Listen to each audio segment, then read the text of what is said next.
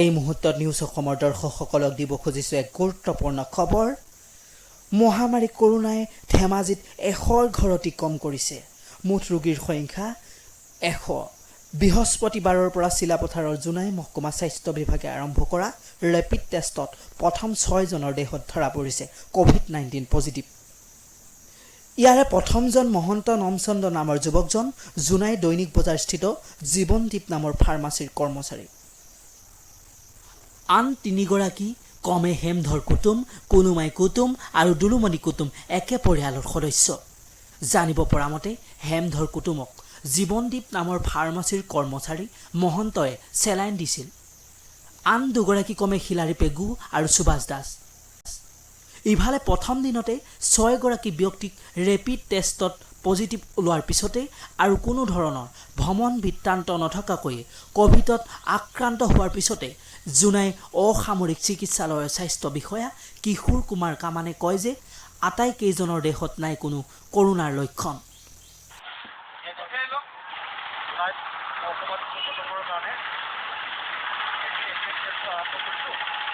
আৰু আজি এতিয়ালৈকে আমাৰ 89 টেষ্ট কৰা হৈছে আৰু ইয়াৰে এজন তেওঁ মানে বনৰে ফাৰ্মাচী তাৰে এটা চেলমেট আৰু তেওঁক আমি এতিয়া ইয়াৰ পৰা ধেমাজি চিলাপথাৰ মডেল হস্পিটেলত ট্ৰান্সফাৰ কৰিব বিচাৰিছোঁ।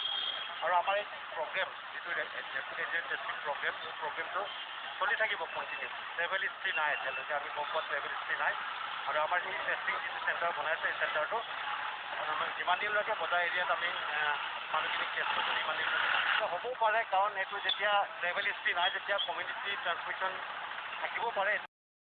যিসকলে সেই ফাৰ্মাচীখনৰ পৰা বা সেই লোককেইজনৰ সংস্পৰ্শলৈ আহিছিল সকলোৱে শ্বাসসমূহ লোৱা হ'ব বুলি তেওঁ কয়।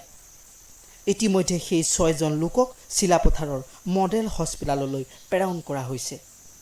লগতে ধেমাজি জিলা প্ৰশাসনে জীৱনদীপ নামৰ ফাৰ্মাচীখন কণ্টেইনমেণ্ট জ'ন হিচাপে ঘোষণা কৰিছে। এই পৰ্যন্ত ধেমাজিত মুঠ আক্ৰান্ত ৰোগীৰ সংখ্যা হৈছে 424 আৰু মুঠ সক্ৰিয় ৰোগীৰ সংখ্যা 102। আনহাতে সুস্থ হৈ উঠিছে 358গৰাকী লোক। চিলাপথাৰৰ পৰা সমীৰণ দত্তৰ ৰিপৰ্ট, নিউজ অসম 24।